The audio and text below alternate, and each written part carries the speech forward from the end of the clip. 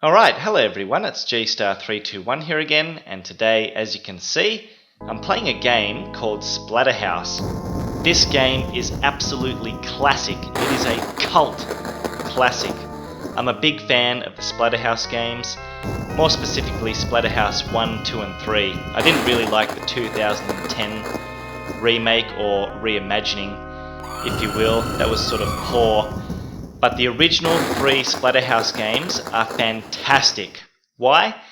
Well, if you guys don't know what they're about, they're just simple games, you know. They're basically, in essence, side-scrolling 2D beat-em-ups. But what sets them apart from other games is the fact that Splatterhouse seems to encompass this really dark, gruesome horror atmosphere that I find is just unmatched in any other series of games I've played, you know. This is a horror game. You know, it came out back in 1988, but trust me, don't let that fool you. This is a gruesome game. You know, all of the Splatterhouse games are. I don't know how they do it, you know, the atmosphere for these games is just amazing. But look, I've already done a walkthrough of Splatterhouse 2 and 3. They're on my channel, available to watch. The only one I haven't done is this one. So, that's what I'm doing today. Now, a bit of history of the game. Like I said, it came out back in 1988, and that was in the arcades. It's been ported to numerous systems, including the TurboGrafx 16, also known as the PC Engine. It's been ported to an obscure console known as the FM Towns Marty, which was apparently the first ever 32-bit console. However, it was exclusive only to Japan. Splatterhouse has also been ported to the PC. It's available on the Wii via the Virtual Console. If you have the 2010 remake or reimagining Splatterhouse game on either the Xbox 360 or PS3, it's actually an unlockable within that game, and I believe it's also available for the iPhone, or it used to be at the very least, because I tried searching for it on the App Store but I couldn't find it, so maybe it's been removed. Now, in my opinion, the only true arcade ports are the PC version, the FM Towns Marty version, and the unlockable version on the Splatterhouse 2010 disc. All of the other ports have been changed in some way, be it music or, you know, they have less graphical detail. For example, if you look at the TurboGrafx 16 port, Rick actually wears a purple mask as opposed to the classic white hockey mask. And I think they changed it to avoid copyright issues in terms of, you know, making Rick, the main character of the game, look too much like Jason Voorhees from Friday the 13th. So I can understand why they did that. But look, if you're going to play one version of this game, play the arcade version. It is the best, or at least, you know, like I said, play the true arcade ports. The PC version, the FM Towns Marty version, or the unlockable version on the 2010 Splatterhouse disc. Now, I don't really like to talk about the story too much in regards to these games because it's just fucked, okay? Okay? The story, I mean, look at this right now. You're seeing it, okay? Basically, you play as a guy called Rick Taylor, and yeah, you can hear some screaming there. What happens is, you and your girlfriend Jennifer Willis take refuge in a mansion during a storm, which you just saw happen there. And apparently the mansion is called the Splatterhouse due to the gruesome experiments carried out there by a guy called Dr. West. So Rick and Jennifer become separated once they're inside, and Rick awakens to find he is wearing what's known as the terror mask, that white hockey mask you see there. And from that point on, you just go on a killing spree to try and find your missing girlfriend, and that's it. You know, games back then didn't really need stories. The Splatterhouse games don't need stories. They're just classic, good fun, you know. So, let's get straight into it. I'm just pumping up the credits there all the way to 9. And let's go ahead and press start. So as you can see there, that's the terror mask. This game has such great music as well. It really sets up the atmosphere. It's brilliant. Look at this. What you're looking at now is 1988. That was a fucking long time ago, believe me. Okay, so I've got to be on the move here, otherwise that mist on the left-hand side of the screen will kill me. You've always got to be on the move here. Look at this. This is fantastic. Pick up that big cleaver and just chop these monsters clean in half. Be careful of that puddle there, acid puddle. That guy's spew, otherwise you'll take damage. Now, as you can see in the bottom left-hand corner of the screen, you've got 4 hearts to begin with. Okay, that basically just means you've got 4 hits. If you get hit 4 times, you die and you lose a life. Your lives are represented by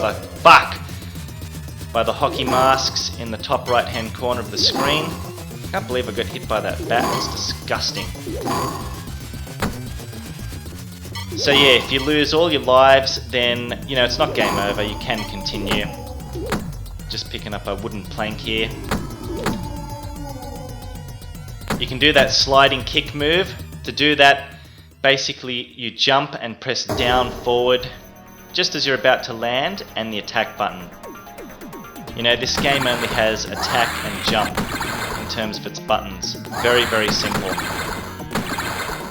So this is the first boss, stage 1 boss. Basically you're just going to want to get to the right hand side of the screen here and take care of these jumping red worms. This is the best vantage. Fuck! This is pathetic. Be careful of that last one there.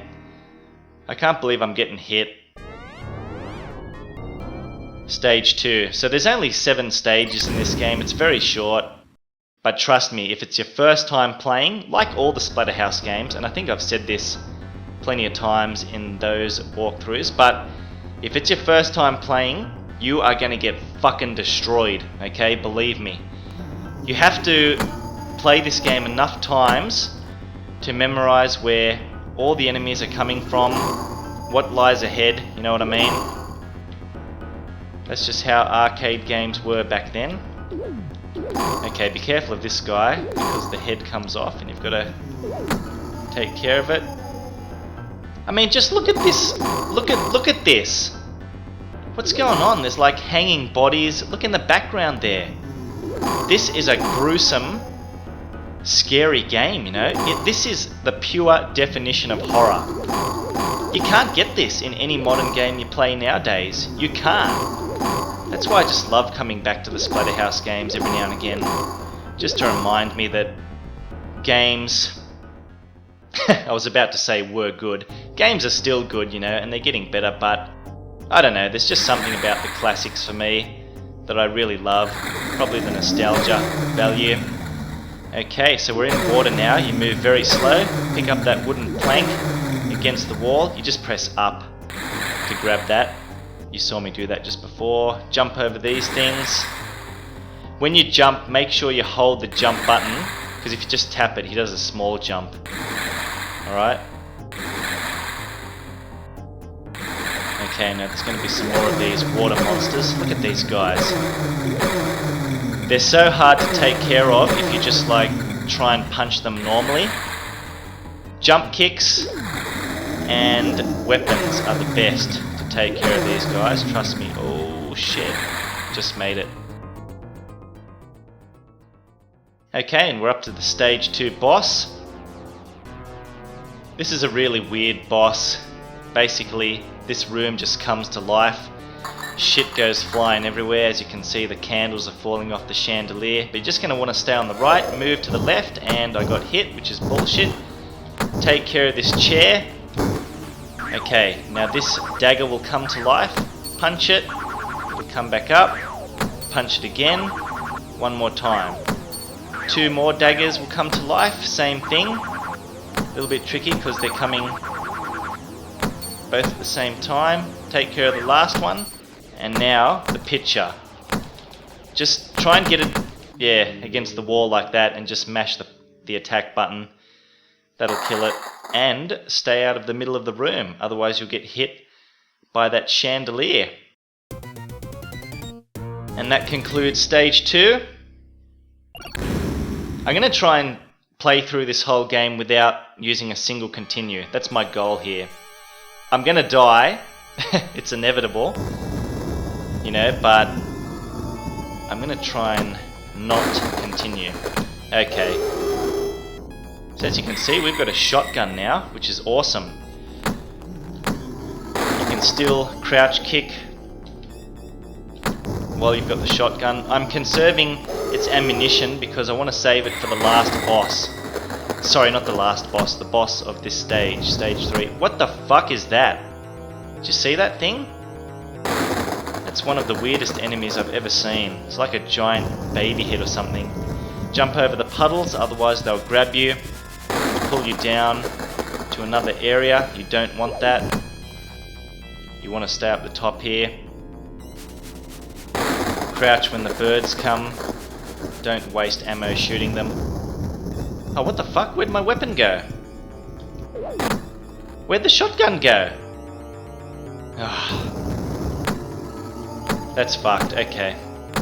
So, yeah, the main reason I needed is to take care of those hanging cadavers because they spew this green vomit out at you. Okay, so here's the boss to the right. Now what I was trying to do is bring that other shotgun with me, and as you can see I've got another one. That would have given me 2 shotguns, okay? This boss here takes exactly 10 shots to go down, but as you can see with this new shotgun I've only got 8 shots. If I had the other shotgun still, you know, I could have shot the remaining shots at the boss with that, dropped it, and then picked up this one and killed him. So what I'm going to have to do here is shoot him 8 times and then do a sliding kick. Okay, I've missed 1 shot as... Okay. Okay, this is hard. Fuck. Okay, there we go. Yeah, but you know, you're really going to want to try and bring that other shotgun with you so that you can just shoot him 10 times and then he will die. Now, I don't know if you noticed there as well, but I actually got an extra life. Once you hit 30,000 points, you get an extra life. Once you hit 70,000 points, you'll get another extra life. And then I believe every 100,000 points after that, you'll get another extra life. But you're really only going to be getting 2 extra lives because it's a short game and you won't be getting that many points to get more extra lives. Okay, so this is a rather quiet level here, quiet stage. Just jump over these blades, try not to get hit. Be careful, there's going to be a bat coming, yep, and there'll be another one. Crouch kick it, okay. These blades can be somewhat tricky to jump over. They seem to have long reach, which is bullshit. But once you've done it enough times, you'll be sweet. Okay, so this room here, yep, that's me. Be careful because that happens. Coming out of the mirrors is a clone of you. And you take exactly, your clone should I say, takes exactly 3 hits to go down. I always just punch every mirror like that and then follow up with a jump kick. So I just punch, punch, punch. Usually you'll punch him twice as he's coming out of the mirror, and then you just follow up with a jump kick like that. Now when you're doing the jump kick, I need to mention this. Hang on, let me just take care of it. Yep. Fuck! Sometimes you'll get unlucky and he'll do a jump kick himself. I don't think you can avoid that. It's very hard to dodge. But yeah, in terms of you doing the actual jump kick, when you're jumping, make sure, don't just press the attack button in the air because I'm going to show you what happens. Okay, see how he does a kick first and then he starts punching? If you hold down forward while you're attacking in the air, he will always do the kick, and that is key for taking care of your clone back in that previous room. What was that? Yep, there it is again. So this is the stage 4 boss. Make sure you grab that axe, and what you're going to want to do is just whack these heads like that. You've got to hit the cross really. It doesn't matter too much about the heads, but if you want points, go ahead and hit them. The cross will go from left to right, and I may die here. I'll try not to. Let me just focus for a second.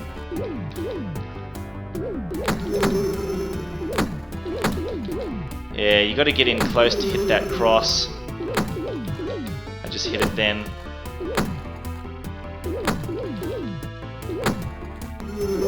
Jumping seems to help, but there's too many heads around. I'm not very comfortable at the moment. Okay, there we go. I only had 1 heart left, 1 hit point left. And here we go, look at this. We come to an altar with some soothing music.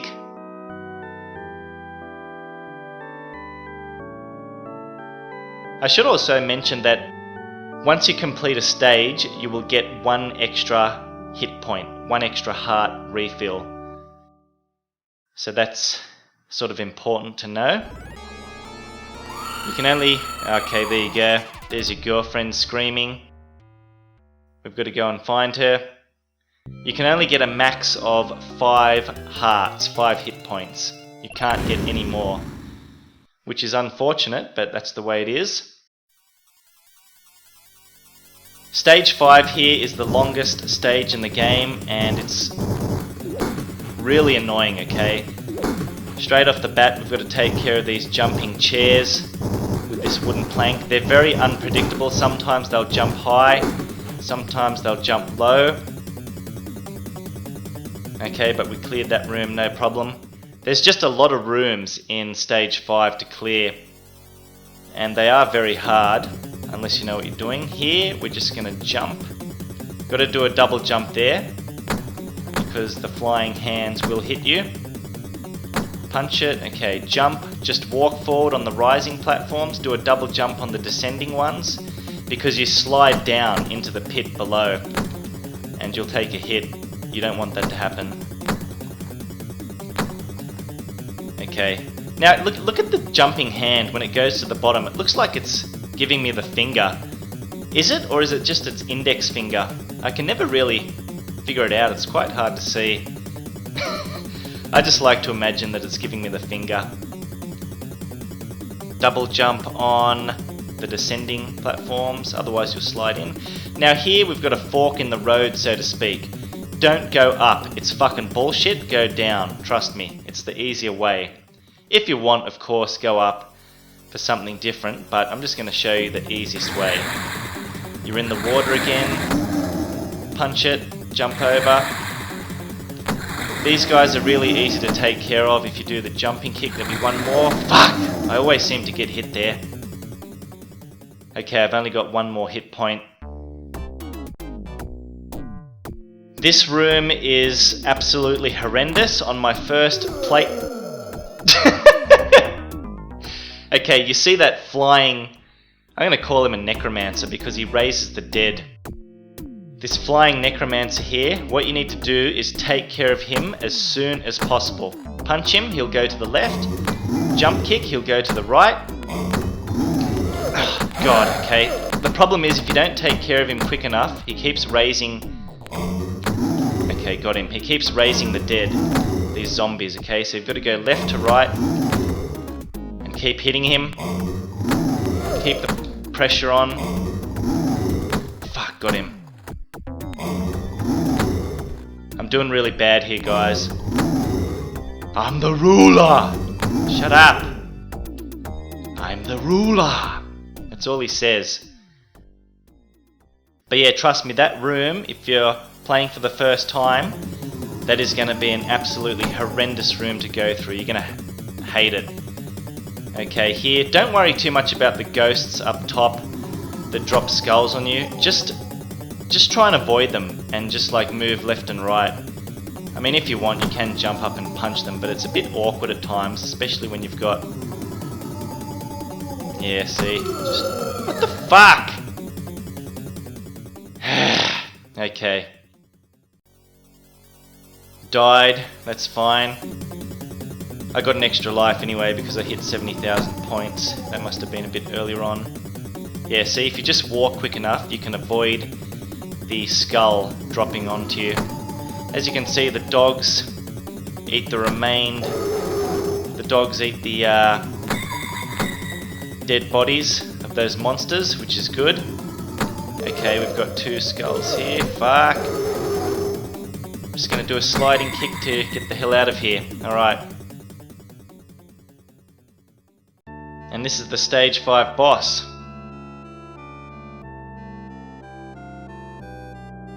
Yep, so there's your girlfriend on the couch. My darling! Oh no. What have they done to her? Jesus, look at that thing. Now this is a really easy boss to take care of. All you do is pretty much stand in the middle and he's just going to jump like that. You punch him and move out of the way of his long blade. Okay?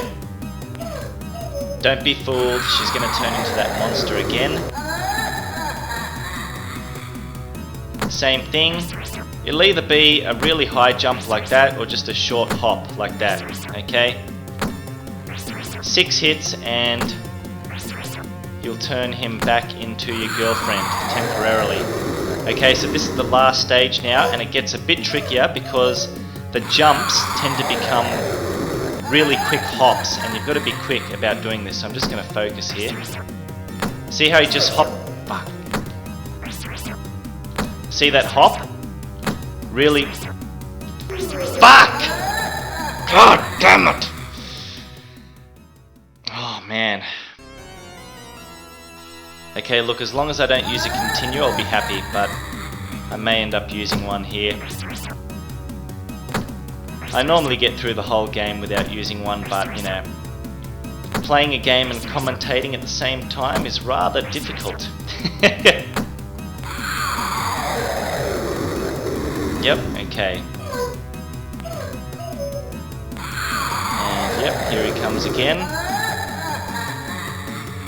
Damn, that's a creepy looking monster. Fantastic music as well here. Really gets you pumped. Okay, and here we go. This is his last form. Like I said, he starts doing really quick leaps towards you. You've got to be prepared for that. The first one is always just, yeah, a basic one like that.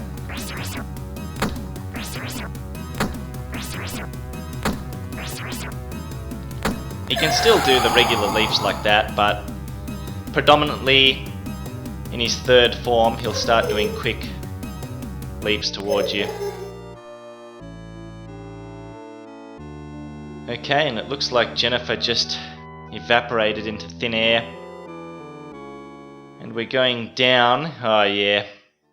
This is the worst stage of the game, stage 6. I hate it, the second last stage of the game, because it's the hardest. It's such a strange stage as well. Basically, this is the womb of the house, according to the manual. And these bubbles here, if you don't kill them, they turn into these fetus-like monsters. And they are extremely annoying, okay? You've got to take care of these bubbles, otherwise you are just going to have these fetus-like monsters jumping all around the place. And it is near impossible to deal with them. Okay, if they jump on you, then you've got to shake them off by moving left and right. Fuck! Okay, let me just try and focus here. Oh, this is bad. I've got a lot of bubbles. Yeah, see how it jumps on you? Might have to do this again, that's fine. And the bubbles always seem to home in on me for some reason. I hate that. Okay, doing acceptable. Not great, but okay, there's a lot of bubbles here now. This isn't good. Okay, and this is the stage 6 boss. All you do is punch this thing. Make sure... Fuck! Make sure you get rid of the bubbles as quick as you can. Just keep punching it, don't stop, okay? Take care of the bubbles as they come about. Okay, there we go. And jump left, otherwise that will hit you, okay? So if I stood right next to that thing, I would have died. And that would have been incredibly frustrating. So I did that my first go, which is pretty much unprecedented. I don't think I've done that before. And this is the final stage. All we're doing here is jumping over flame logs to get to the final boss. And doing this with 2 hit points, 2 hearts, is I think somewhat, not impossible, but extremely difficult, but I'll give it a go. Okay, just, yep. You get to figure out the pattern here with these flaming logs and flaming guys. 3 logs remain, and the last log is very hard there to jump over. You can't move forward at all. You've got to just do a neutral standing jump and then hold forward in the air. Look at that! What the fuck is that? Just punch that face when it comes up. Be careful of the hands, they will hit you. Best way to avoid them is to jump, see? And they can't get you. Now watch out for the dirt that it flings in the air like that, because if it lands on you it will hit you. Very annoying. Just keep punching that face. You'll have to do this about 4 times, 4 or 5 times with that face. And the hands start getting a bit more out of control. Okay. Yeah, they become more frequent, a bit more aggressive. Oh shit, fuck. It's so tight. Look, there's no sound now, it's just music. And this is cruel because the hands come up when the dirt is still in the air. Bullshit. Oh! Ah! Oh, jeez, that... Okay, there we go. Oh my god, look at these hands. Leave me alone. God. Oh no, that was cruel. That was unavoidable. Okay, surely. Yep, there we go. Done. So that is the final boss taken care of, and I just got an extra life because, like I said earlier on, you know, you get an extra life at 30,000 points, 70,000 points, and then I believe every 100,000 points after that. So that's why I got an extra life there. Good, I did that all without using a continue. Very happy with that. And I don't know what's going on there, but this is the end of the game. I believe this is the house on fire. It's such a strange concept, you know, but it doesn't matter. This is an awesome game. And there you go, the terror mask just explodes, and Rick is back to normal, but he doesn't have his girlfriend with him. So, that is Splatterhouse 1, guys. The arcade version. Absolutely fantastic. I love playing this game. It's so much fun. And I find that the more and more you play it, the more and more you really enjoy it, because you start getting really, really good at it. And, you know, you try and do things like get through the game without losing a single life and so on, which is possible, you know, very possible if you keep playing it over and over again. It's just, I don't know, the Splatterhouse games are so much fun. They've got so much replay value. Now, if you're going to ask me which one is my favourite one out of all 3, I don't know. I love them all equally. Splatterhouse 1 is great. Splatterhouse 2 is fantastic. That was on the Sega Genesis / Sega Mega Drive when I did my walkthrough for that. Same for Splatterhouse 3. But Splatterhouse 3 was a bit different. It was more like a Streets of Rage, so to speak, as opposed to just this 2D, you know, side-scrolling left and right here in Splatterhouse 1 and 2. And I really enjoyed it. Splatterhouse 3 was a great game, you know, it changed things up, it was good. But see, the key thing with all 3 Splatterhouse games is they stay true to the horror aspect, okay? The atmosphere is absolutely fantastic in all of them.